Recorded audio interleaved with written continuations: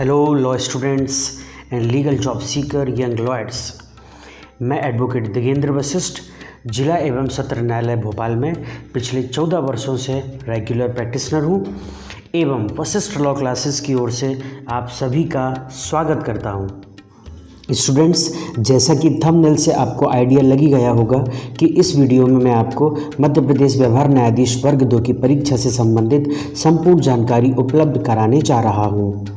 जैसे कौन परीक्षा दे सकता है, क्या आयु सीमा है, क्या वेतन मिलता है आदि सारी जानकारी प्राप्त करने के लिए इस वीडियो को बिना स्किप किए पूरा देखिए, जिससे कि आपकी सभी शंकाओं का समाधान हो सके। स्टूडेंट्स, सबसे पहले हमें यह समझना होगा कि सिविल जज का एग्ज़ाम कौन कंडक्ट कराता है और इसके लिए हमें CRPC की सेक्शन 11 देखना होगी। CRPC की सेक्शन 11 देखिए, न्यायिक मजिस्ट्रेटों के न्यायालय। इसमें देखिए सब सेक्शन 2 में मेंशन है कि ऐसे न्यायालयों की स्थापना उच्च न्यायालय द्वारा की जाएगी। इसलिए स्टूडेंट्स, हर स्टेट का हाई कोर्ट समय समय पर सिविल जजेस की नियुक्ति हेतु इस प्रकार से एडवर्टाइजमेंट अपने ऑफिशियल वेबसाइट पर जारी करता है। ये विज्ञापन last year MP high court द्वारा जारी किया गया था। इसमें देखिए अप्लाई करने की डेट, लास्ट डेट, अगर फॉर्म में कोई करेक्शन करना है तो उसके लिए डेट, प्री एग्ज़ाम की डेट स्पेसिफिकली मेंशन्ड है। मेन एग्ज़ाम की डेट मेंशन नहीं की जाती। Generally main exam pre exam के 1.5 से 2 महीने बाद ही होता है और प्री एग्ज़ाम के रिज़ल्ट के साथ ही उसकी एग्जैक्ट डेट भी डिक्लेयर कर दी जाती है। आगे देखिए एग्ज़ाम फ़ीस के बारे में दिया गया है। तो अनरिजर्व कैटेगरी और MP स्टेट के बाहर के एप्लीकेंट्स के लिए 1000 रुपये की फ़ीस 1000 रुपीज़ और MP स्टेट के स्पेशली एबल्ड कैंडिडेट्स और रिजर्व कैटेगरी के कैंडिडेट्स के लिए 600 रुपीज़ की फ़ीस है। अब देखिए आगे टोटल नंबर ऑफ़ वैकेंसीज़ का उल्लेख है। तो लास्ट ईयर 190 वैकेंसीज़ थी, MP में 190, जिसमें देखिए अनरिजर्व कैटेगरी के लिए 95, OBC के लिए 27, SC के लिए 30 और ST के लिए 38 सीट्स रिजर्व थी। अब इसमें देखिए एक स्पेशली एबल्ड एप्लीकेंट्स के लिए थोड़ा डाउट होता है कि 6% का जो रिजर्वेशन है वो किस प्रकार दिया जाना चाहिए। तो देखिए उसके लिए अलग से कैटेगरी नहीं है, उसके लिए जिस कैटेगरी का स्पेशली एबल्ड एप्लीकेंट है उसी कैटेगरी में से उसकी पूर्ति की जाएगी। अलग से उसके लिए कोई आरक्षण रोस्टर नहीं होगा, वो उससे मुक्त होता है। आगे देखिए, अब आगे MP स्टेट के बाहर के जो एप्लीकेंट हैं वो अपनी कैटेगरी फॉर्म में अनारक्षित भरेंगे, भले ही वो रिजर्व कैटेगरी के हो। आगे देखिए, मध्य प्रदेश के जो मूल निवासी हैं वही अपनी कैटेगरी फॉर्म में फिल करेंगे, वो अगर रिजर्व कैटेगरी को फॉलो करते हैं तो। अब देखिए OBC का लाभ उन्हीं आवेदकों को प्राप्त होगा जो क्रीमी लेयर के अंतर्गत नहीं आते हैं। क्रीमी लेयर नहीं होना चाहिए। अच्छा देखिए, जनरली ये चीज़ें उन स्टूडेंट्स को पता होती हैं जो कि एग्ज़ाम्स में अपीयर होते हैं, गवर्नमेंट फॉर्म्स उन्होंने फिल किए हैं कभी, तो उन सबको ये पता होता है। लेकिन जनरली ये वीडियो मैंने उन स्टूडेंट्स को पॉइंट ऑफ करते हुए भी बनाया है जिन्होंने कभी भी किसी तरह का कोई एग्ज़ाम नहीं दिया है, जो LLB फर्स्ट ईयर में है या BLLB फर्स्ट ईयर में है और सिविल जज की तैयारी करना चाहते हैं अभी से, तो उन सबको अभी से ये सारी जानकारियाँ होना चाहिए। आगे देखिए, चयनित आवेदकों की नियुक्ति 2 वर्ष की परिवीक्षा अवधि पर की जाएगी। मतलब आपका जो अपॉइंटमेंट होगा वो 2 इयर्स के प्रोबेशन पीरियड पर किया जाता है। प्रोबेशन पीरियड क्या होता है? देखिए, ये जब आपकी नियुक्ति हो जाएगी तो 2 साल तक आपकी वर्किंग देखी जाएगी, आपका वे ऑफ बिहेवियर देखा जाएगा। तो जनरली स्टूडेंट्स, आप सबका अच्छा ही रहता है। आप लोग देखिए इतनी मेहनत करके सिलेक्ट होते हैं, इतना बड़ा पद प्राप्त करते हैं, तो जनरली सभी कंटिन्यू हो जाते हैं। आगे देखिए, इसमें लिखा है कि किसी भी पक्ष द्वारा 1 माह का सूचना पत्र देने पर सेवाएं समाप्त की जा सकती है। तो अगर कोई अपनी इच्छा से क्विट करना चाहता है तो वो 1 महीने का नोटिस देगा और उसके बाद उसकी सेवा समाप्त हो जाएगी। आगे देखिए अब आता है श्रेणी। तो देखिए आपको सेकंड क्लास गजेटेड ऑफिसर की श्रेणी होती है आपकी, और सैलरी जो है वो 44,770 मतलब 44,770 रुपये आपकी बेसिक होती है। इन हैंड थोड़ा बढ़कर ही मिलती है। आगे देखिए, आगे क्वालिफ़िकेशन के बारे में है, तो भारत का नागरिक हो, ठीक है। आगे विधि स्नातक की उपाधि आवेदन करने की अंतिम तिथि तक प्राप्त कर ली हो, मीन्स LLB या BLLB रिकॉग्नाइज्ड यूनिवर्सिटी से आपने की हो। और उसके बाद देखिए अच्छा चरित्र रखता हो तथा अच्छे स्वास्थ्य वाला हो, ठीक है, नॉर्मल बातें हैं। आयु देखिए एज के संबंध में अब 1 जनवरी 2019, तो देखिए ये जो डेट है, ये डेट एडवर्टाइजमेंट की डेट के हिसाब से होती है, किस सन में एडवर्टाइज दिया गया है। अब 2019 में एडवर्टाइजमेंट दिया गया था, तो इसलिए 1 जनवरी 2019 को 21 वर्ष की आयु पूर्ण कर ली हो, ऐसा मेंशन है। अब 21 वर्ष की आयु मीन्स आपकी मिनिमम होना चाहिए, और मैक्सिमम जो है वो 35 इयर्स की आयु होना चाहिए, उससे ज़्यादा नहीं होना चाहिए। अब ज़्यादा में भी देखिए अब उच्चतम आयु सीमा में छूट भी दी गई है इसमें, तो वो किसके लिए है, वो MP स्टेट के रिजर्व कैटेगरी के लिए है, जो कि 3 वर्ष तक की छूट दी जाएगी उनके लिए। आरक्षित श्रेणी के आवेदकों के लिए मीन्स वो 38 तक एग्ज़ाम दे सकते हैं। उसी प्रकार MP स्टेट के ही गवर्नमेंट एम्प्लॉयज़ जो हैं, वेदर परमानेंट और टेम्परेरी, जिसमें महिला एम्प्लॉयज़ भी शामिल हैं, उनके लिए भी 3 साल की छूट दी जाएगी, तो वो भी 38 तक एग्ज़ाम दे सकते हैं। इसी तरह दिव्यांग आवेदकों को भी उच्चतम आयु सीमा में 3 वर्ष की छूट दी जाएगी। अब इसमें देखिए एक चीज़ देखने योग्य है कि जो इनका सर्टिफिकेट होता है फिज़िकल डिसेबिलिटी का, तो वो 2 तरह के सर्टिफिकेट होते हैं, एक बिलो 40% और एबव 40% और इक्वल। तो देखिए बिलो 40% वाला सर्टिफिकेट आपका काम नहीं आएगा इसमें, वो एबव और इक्वल ऐसा ही सर्टिफिकेट होना चाहिए डिसेबिलिटी का। आगे देखिए नोट करके इन्होंने लिखा है कि जो चीज़ आप अपने बारे में बताएंगे उनके संबंध में आपके पास डॉक्यूमेंट्स होना चाहिए, और जब आपसे मांगा जाए तो आपको प्रस्तुत करना पड़ेगा।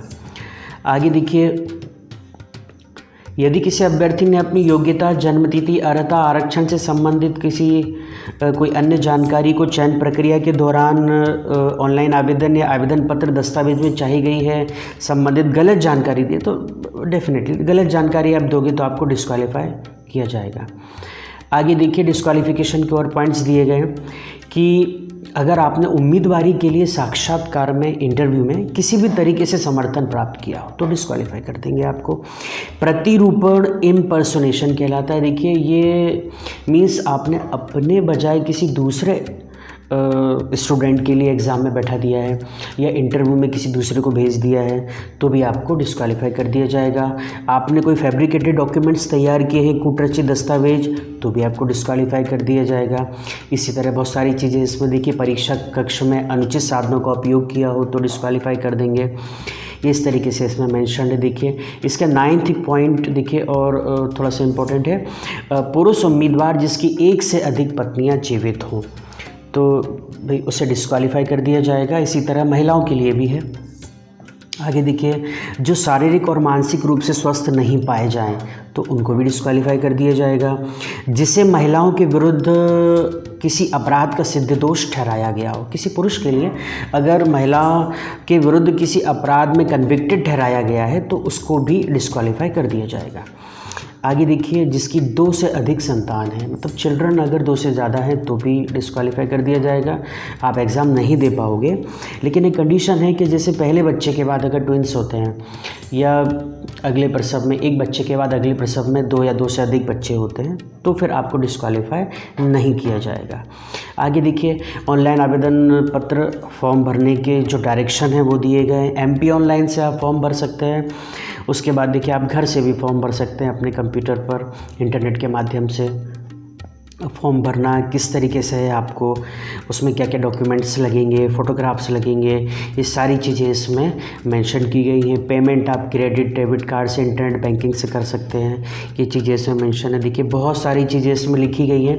अब वर्ड बाय वर्ड अगर मैं इसमें पढ़ूँगा तो वीडियो बहुत लंबा हो जाएगा।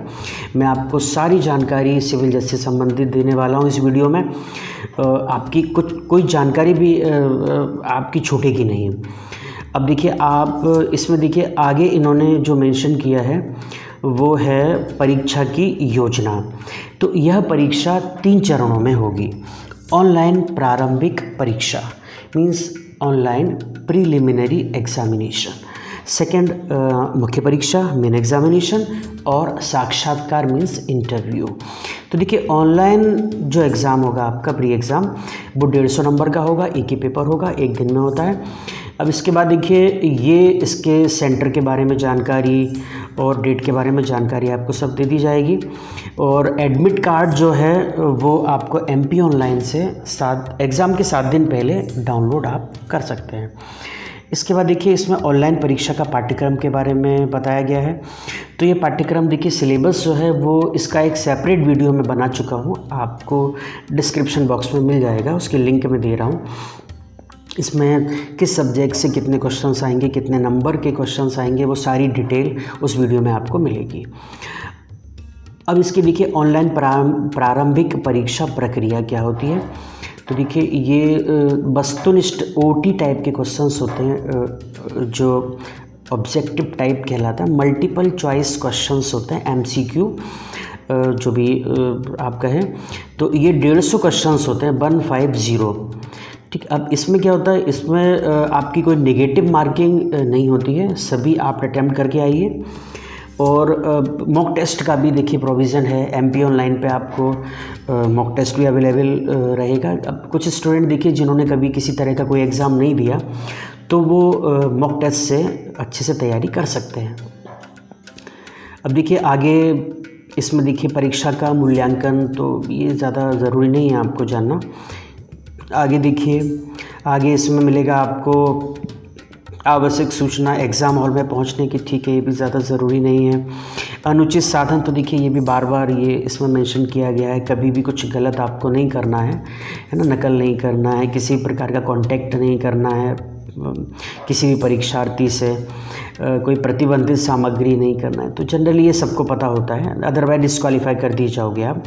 अब देखिए मुख्य परीक्षा जो होती है वो आपकी 400 मार्क्स की होगी, जिसमें देखिए आवेदन पत्र आपको भरना पड़ेगा। सबसे पहले तो देखिए आवेदन पत्र के साथ डॉक्यूमेंट्स आपसे मंगाए जाएंगे, और वो डॉक्यूमेंट्स एप्लीकेशन फॉर्म के साथ आप जबलपुर या तो पर्सनली जाके दे सकते हैं या पोस्ट के माध्यम से आप भेज सकते हैं। इसका एडमिट कार्ड भी आपको देखिए MP ऑनलाइन पे अवेलेबल रहेगा। एग्ज़ाम डेट के 7 दिन पहले आप डाउनलोड कर सकते हैं। अब इसकी देखिए ये 2 शिफ्ट में आपका एग्ज़ाम होगा, मेन एग्ज़ामिनेशन। अब मुख्य परीक्षा का पाठ्यक्रम जो है देखिए, तो पाठ्यक्रम मीन्स अब आपका जो इसका सिलेबस रहेगा, तो इसमें देखिए 4 पेपर होंगे आपके। 4 पेपर, चारों पेपर्स जो आपके होंगे वो चारों पेपर्स 100 मार्क्स के होंगे। 100 मार्क्स के चारों पेपर होंगे। फर्स्ट पेपर जो है वो देखिए उसमें 6 सब्जेक्ट आएंगे। भारत का संविधान, कॉन्स्टिट्यूशन ऑफ इंडिया, सिविल प्रक्रिया संहिता, कोड ऑफ सिविल प्रोसीजर, संपत्ति अंतरण अधिनियम, ट्रांसफ़र ऑफ प्रॉपर्टी एक्ट, भारतीय संविधान नियम, इंडियन कॉन्ट्रैक्ट एक्ट, विनिर्दिष्ट अनुतोष अधिनियम, स्पेसिफिक रिलीफ एक्ट, और परिसीमा अधिनियम मीन्स लिमिटेशन एक्ट। देखिए इसमें 5th जो सब्जेक्ट है स्पेसिफिक रिलीफ एक्ट, इसमें से लिमिट उन्होंने दे दी है कि आपको चैप्टर 1, 2 एंड 6 to 8 मीन्स 6, 7, 8 बस इतने ही चैप्टर आएंगे। और उसी तरह परिसीमा अधिनियम में भी आपका भाग 2 और भाग 3 ही आएगा। इससे इन पूरे 6 सब्जेक्ट से रिलेटेड क्वेश्चंस के आंसर्स आपको लिखना है। आगे देखिए सेकंड पेपर जो आपका है वो भी 100 मार्क्स का होगा, जिसमें देखिए फर्स्ट क्वेश्चन लेख सामाजिक विषय पर मीन्स आपको सोशल टॉपिक पर एक आर्टिकल लिखना है। और वो 30 मार्क्स का होगा। अब सोशल टॉपिक कैसा होता है, देखिए सोशल टॉपिक मीन्स जैसे स्मार्ट सिटी प्रोजेक्ट हुआ, डिमोनेटाइजेशन हुआ, नोटबंदी हुआ, चाइल्ड लेबर बाल श्रम, स्वच्छ भारत अभियान हुआ, और जैसे ट्रांसजेंडर्स की जो प्रॉब्लम्स होती हैं वो हुआ। ये सब सोशल टॉपिक्स होते हैं। इनमें से कोई से भी टॉपिक आपको दिए जाएंगे और इनके अलावा भी टॉपिक्स हैं जिन पर मैं वीडियोस बनाऊंगा, उनको आपको लिखना है वहाँ पर उनमें से, और वो 30 मार्क्स का होगा। उसके बाद देखिए एक आपको लिखना है आर्टिकल लीगल टॉपिक पर, लेख विधिक विषय पर, वो 20 मार्क्स का होगा। अब देखिए लीगल टॉपिक कैसे होते हैं। लीगल टॉपिक जैसे इच्छा मृत्यु, यूथेनेशिया, जैसे निजता का अधिकार, राइट टू प्राइवेसी, जैसे मेडिकल नेग्लिजेंस, चिकित्सीय अपेक्षा, तो देखिए चिकित्सीय उपेक्षा, तो देखिए ये जो हैं ये आपके लीगल टॉपिक कहलाते हैं। इन पे आपको आर्टिकल लिखना है जो कि 20 मार्क का होगा। आपको ऑप्शन दिए जाएंगे, आपको उनमें से सिलेक्ट करना है। अब देखिए अब उसके बाद आपका क्वेश्चन आएगा हिंदी से अंग्रेज़ी में अनुवाद और अंग्रेज़ी से हिंदी में अनुवाद। तो टोटल दोनों 30 मार्क्स के आएगा ट्रांसलेशन, जिसमें 30 सेंटेंसेस होंगे, 15 हिंदी टू इंग्लिश के लिए होंगे और 15 इंग्लिश टू हिंदी के लिए होंगे। तो देखिए ये आपका मेरे हिसाब से तो देखिए ये पेपर आपका स्कोरिंग पेपर रहेगा। आप जितनी अच्छी इसमें तैयारी कर सकते हैं आपको करना चाहिए। आगे देखिए थर्ड पेपर आपका जो है वो 6 सब्जेक्ट रहेंगे। उसमें MP accommodation and control act, Madhya Pradesh स्थान नियंत्रण अधिनियम, दूसरा मध्य प्रदेश भू राजस्व संहिता, MP लैंड रेवेन्यू कोड, उसके बाद देखिए भारतीय साक्ष्य अधिनियम, इंडियन एविडेंस एक्ट, और फोर्थ देखिए भारतीय दंड संहिता, इंडियन पिनल कोड, फिफ्थ दंड प्रक्रिया संहिता, कोड ऑफ क्रिमिनल प्रोसीजर, और 6 देखिए नेगोशिएबल इंस्ट्रूमेंट एक्ट। इसमें देखिए प्रकरण में लिखित अधिनियम कहलाता है ये हिंदी में। इसको देखिए इसमें सिर्फ सेक्शन 138 से लेकर 147 तक ही आएगा, इसके अलावा नहीं आएगा। तो इसमें भी देखिए क्वेश्चंस आएंगे, इन क्वेश्चंस के आंसर्स आपको लिखना है।